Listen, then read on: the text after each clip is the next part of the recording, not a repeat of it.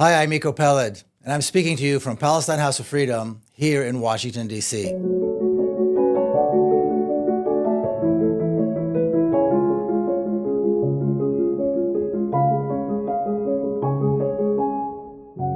We see these attempts to fix particular issues and discuss particular issues within the tragedy of Palestine, and focusing on the particular issues without dealing with the source of the problem is failing, has been failing, and will continue to fail. One example is the attempts to bring about a ceasefire. A ceasefire, to begin with, is the wrong approach when a genocide is taking place. It is not unsimilar to the demands or the discussion on the two-state solution, negotiations with the apartheid state, who will come and govern the Gaza Strip post the genocide. All of these conversations take into account a collaboration or an agreement with the apartheid state, with the Zionist state. And as long as we do that, we're not going to end the problem. The problem is the existence of the Zionist state, is the existence of the apartheid regime. To end the genocide, we need to end the apartheid state. That should be the bottom line.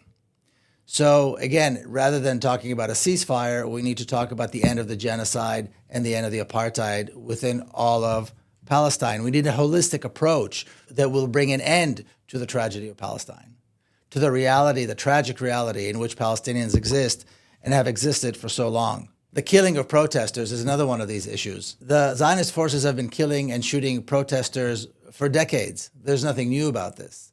They're killing Palestinians, they're killing foreigners, they're killing Americans. They're killing protesters because they want to brutally oppress the Palestinian resistance, be it armed or unarmed. That is the problem. So unless, once again, we talk about the root of the problem, unless we discuss how we bring about the end of the apartheid state, we're not going to solve any of these problems.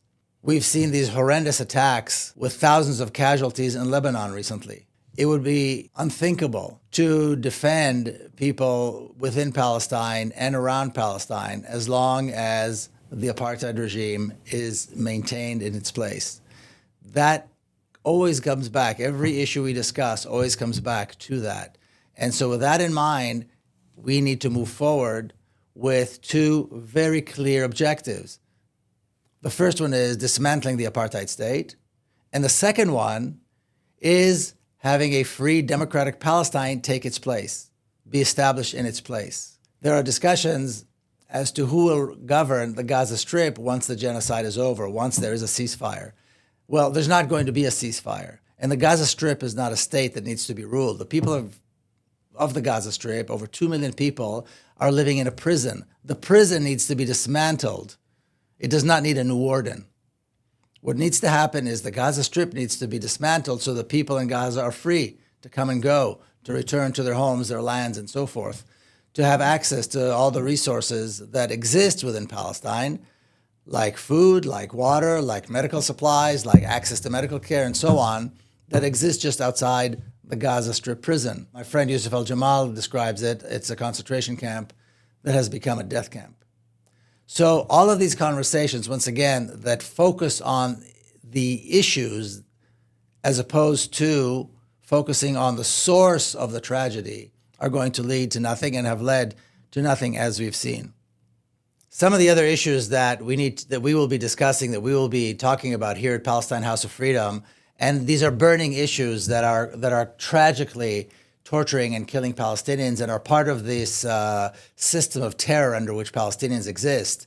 The existence of Palestinians in Jerusalem, the existence of Palestinians in the city of Hebron, and the desecration of those holy places, both in Jerusalem and in Hebron at the Ibrahimi Mosque. The issue of Palestinians, again, throughout the rest of Palestine, the existence of Palestinians in the refugee camps, the assault against UNRWA, and not to take away from the importance of the work that is being done and the suppression of the work that's being done here in the United States. We have seen horrific suppression of the students, the heroic work that students have been doing on campuses. The student movement is a heroic movement, and we need to do everything we can to support them, to be there for them, to learn about how they plan to move forward, and to be there for them as the administrations and the local governments and the federal government are operating to suppress them. These are burning issues, and each and every one of those relates back to the existence of the apartheid state, its influence here in the United States. We can stand up. We must stand up. We need to be aware, we need to be educated, and we need to be fierce in our stance for Palestine, unapologetically. And so I want to encourage everyone to listen to what we have, participate, engage, share, and realize that it's not the freedom of Palestinian people, the guarantee of their safety and security is not going to come from a particular candidate. It's not going to come from a particular president. It's not going to come from a particular local leader. It's going to come when we stand up and we demand that decision makers here in Washington, D.C. change the conversation.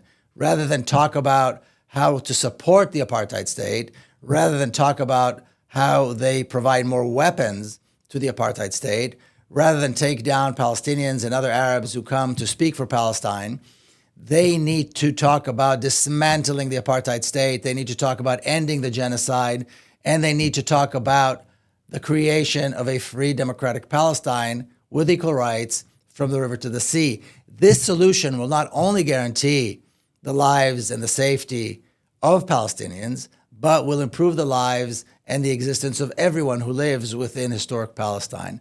That should be our number one mission. Thank you so much.